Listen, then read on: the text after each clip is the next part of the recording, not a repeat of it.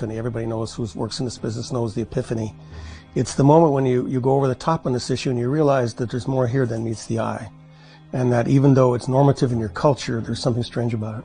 So I started doing the late night research, which virtually anybody that you interview on this subject will tell you about the late night research. It takes over your life. You're reading everything, and you're reading the footnotes to the footnotes to the footnotes, and going deeper and deeper and getting more and more and more horrified and more angry.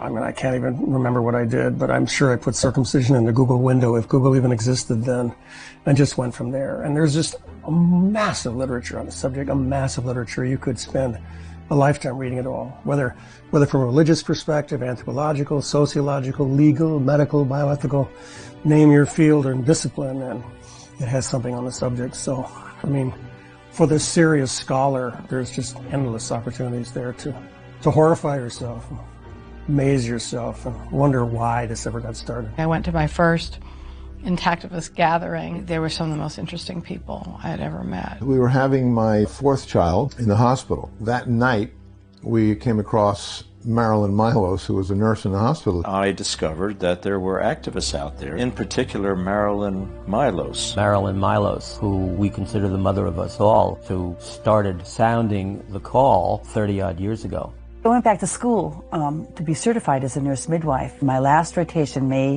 of 1979, I witnessed a circumcision. And that's when I realized the horror of what would do to babies behind closed doors. And I'd never heard a scream like that come out of the mouth of a human being before. I started to cry, and I was standing next to the baby to comfort him. And the doctor saw me. I just couldn't control myself, and I projectile tears. And he looked at me and said, "There's no medical reason for doing this." So not only was I witnessing a torture and mutilation of a baby, I was also hearing that it wasn't necessary. And then, of course, the question is, well, why then are we doing it? But as I began to inform parents, as I became informed and informed the other nurses, the head nurse came to me one day and she said, there's somebody on the floor who's upsetting patients by talking about circumcision. And I said, well, we're all doing the education. Our job as nurses is to educate. And they said, well, we can't have you upsetting the patients, Marilyn. So in 1985, when I was fired, that's when we became a nonprofit organization. We filed a lawsuit in 1982. A little boy was circumcised, the mother didn't want it, the father did. We went to the Superior Court, and the judge then said, because circumcision is the oldest surgery known to man, and because of the court's reluctance to interfere with family life, we're going to just say that it's okay for this is a decision that's up to the parents. So nobody was ready to hear it. But I think that is how this sort of began burgeoning forth into the media and so forth. And the backlash with the showings and the AAP.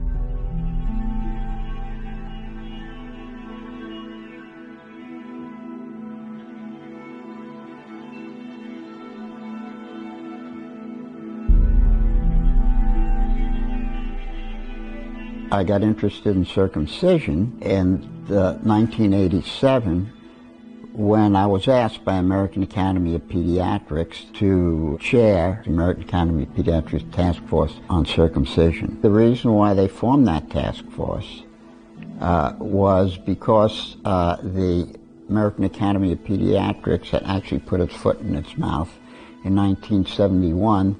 That somebody wrote a single sentence, we don't even know who wrote it, saying there are no valid medical indications for newborn circumcision. The American Academy of Pediatrics came out firmly against circumcision and said it was unnecessary and there was no reason for it.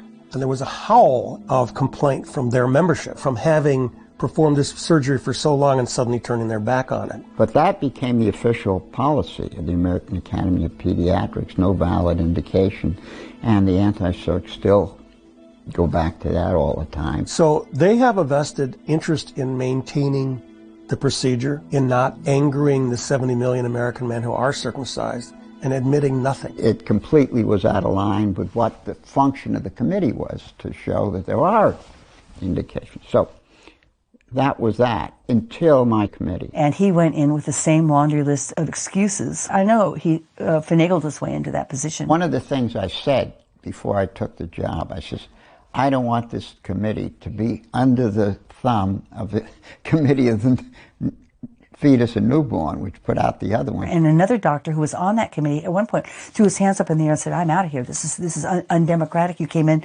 expecting to railroad a position through."